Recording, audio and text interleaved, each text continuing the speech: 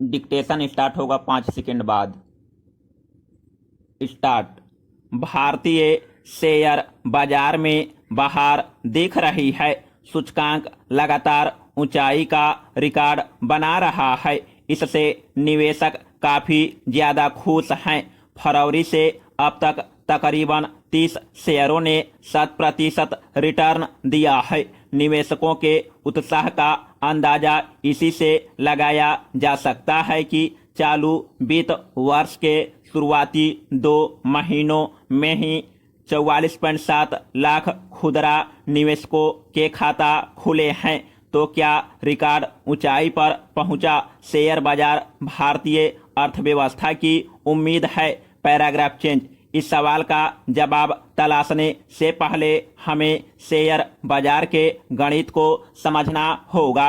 इसमें किसी कंपनी के शेयर दो वजहों से चढ़ते उतरते हैं। पहली, उस कंपनी की मौजूदा दशा क्या है, और दूसरी, आने वाले समय में वह कैसा प्रदर्शन करेगी। यह तो तय है कि देश की अर्थव्यवस्था अभी 2019 के स्तर पर भी नहीं पहुंच सकी है। इसलिए जाहिर तौर पर लोग सूचीबद्ध कंपनियों के आगे बेहतर करने की उम्मीद में ही निवेश कर रहे हैं। इस सोच के वाजिब कारण हैं। मसलन अभी निवेशक अधिकांशतः टेक्नोलॉजी, ई कॉमर्स, ई बैंकिंग जैसी कंपनियां में निवेश कर रहे हैं। चूंकि हमारी मांग में बदलाव आया है और हम बगल की दुकान से नहीं बल्कि ऑनलाइन खरीदारी ज़्यादा करने लगे हैं, इसलिए इन कंपनियों पर निवेशकों का भरोसा बढ़ा है। इसी के कारण कुछ कंपनियों के आईपीओ आश्चर्यजनक रूप से काफ़ी ज़्यादा पर खुले। अमेजन, फेसबुक जैसी कंपनियों के इतिहास ने भी निवेशकों को इन जैसी कंपनियों पर पैसा लगाने को प्रोत्साहित किया। Paragraph change. मगर सवाल यह है कि जब अर्थव्यवस्था की हालत खस्ता हो तब निवेशकों की चांदी क्यों है? दरअसल अभी बाजार में लिक्विडिटी यानी तरलता ज़्यादा है। दुनिया भर की अर्थव्यवस्थाएं कोरोना से लड़ रही है, इसलिए तमाम देशों के केंद्रीय बैंकों ने अपने अपने यहाँ लिक्विडिटी बढ़ाई है।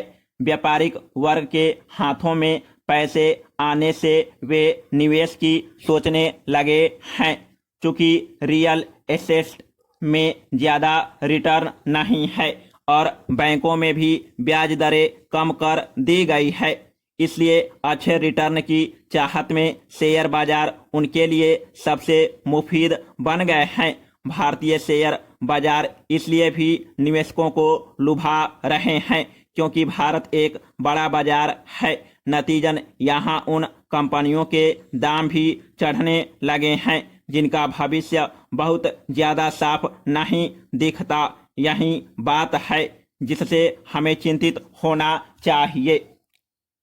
Paragraph change. शेयर बाजार में उन कंपनियों के निवेशक मुनाफे में रहते हैं जो भविष्य में अच्छा रिटर्न देने का भरोसा देती है, लेकिन उन कंपनियों के निवेशकों को नुकसान हो सकता है जिनके बदहाल होने की आशंका अधिक है। दिक्कत यह है कि किसी कंपनी का भविष्य बढ़ पाना आसान नहीं होता। कुछ कंपनियों का तो ठीक ठीक आकलन किया जा सकता है, लेकिन ज़्यादातर शेयरों की खरीद बिक्री काफ़ी कुछ अनुमान पर आधारित होती है। इसमें जो निवेशक बाजार को पढ़ सका वह तो मुनाफे में रहेगा, लेकिन जो ठीक ठीक अनुमान नहीं लगा सकता उसे घाटा हो सकता है। एक दिक्कत यह भी है कि बाजार के चढ़ने से शेयर का मूल्य आय अनुपात कंपनी के शेयर का मूल्य और शेयर से अर्जित आय का अनुपात बढ़ जाता है। अभी भारतीय शेयर बाजार का यही हाल है। इसमें सबसे बड़ा खतरा यह है कि जब यह टूटेगा, जिसकी आशंका ज्यादा है, तो निवेशकों को नुकसान होगा। Paragraph change. मौजूदा तेजी के कारण निवेश के असली क्षेत्र पिछड़ सकते हैं। ये वे क्षेत्र हैं जो किसी भी अर्थव्यवस्था की बुनियाद होते हैं। इनके रिटर्न तुलनात्मक रूप से कम होते हैं, इसलिए लोग अभी इनमें निवेश करने से बच रहे हैं। इसका पैसा तुरंत लाभ देने वाली कंपनियों के खाते में जा रहा है, जिससे अर्थव्यवस्था को नुकसान हो सकता है। जैसे यदि सुनहरे भविष्य को देखते हुए टेक्नोलॉजी कंपनियों में हम ज़्यादा निवेश करते हैं, तो हमें बेशक रिटर्न ज़्यादा मिले, लेकिन इससे रोजगार सृजन का परिदृश्य प्रभावित हो सकता है। यानी खतरा दो तरफा है। वास्तविक निवेश न होने से अर्थव्यवस्था कमजोर होगी और दूसरा रोजगार प्रभावित होगा। Paragraph change. एक और बात, हमारे शेयर बाजार में कॉरपोरेट सेक्टर का प्रभुत्व है। ऐसे उद्योगपतियों की संख्या 5 से 10 लाख के करीब है, मगर देश की कुल आबादी में इनकी हिस्सेदारी महज 0.1% है।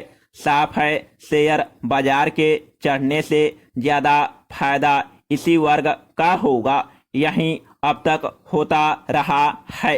जबकि अमेरिका जैसे देशों में खुदरा निवेशकों की संख्या ठीक ठाक है। इसके कारण शेयर बाजार का फायदा वहां कई वर्गों में बंटता है। अपने यहाँ एक बड़ी आबादी शेयर बाजार के फायदे से वंचित रह जाती है। फिर शेयर बाजार जब टूटता है तो बड़े निवेशक जैसे तैसे उसे सह जाते हैं, लेकिन कम पूंजी होने के कारण खुदरा निवेशकों को नुकसान अधिक होता है।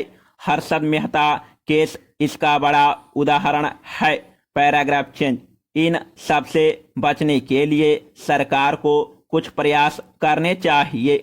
मुमकिन हो तो उसे छोटी अवधि वाले पूंजीगत लाभ के टैक्स बढ़ा देने चाहिए। इतना ही नहीं, शेयर बाजार में लेन देन यानी ट्रांजैक्शन पर भी टैक्स लगाया जाना चाहिए। इनसे भेड़ चाल में होने वाली खरीद बिक्री हतोत्साहित होगी। एकाध दिन में ही अच्छा खासा रिटर्न पाने की उम्मीद में बड़ा निवेश करने वाले निवेशक भी अपने पांव पीछे खींचने को मजबूर होंगे। इससे न केवल सरकार का खजाना बढ़ेगा, बल्कि बुनियादी ढांचों के विकास पर वह कहीं ज्यादा रकम खर्च कर सकेगी। Paragraph change.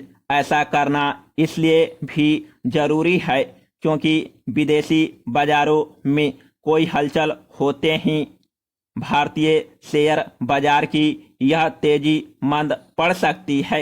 विदेशी निवेशकों के पीछे हटने की शुरुआत इसका एक बड़ा संकेत है।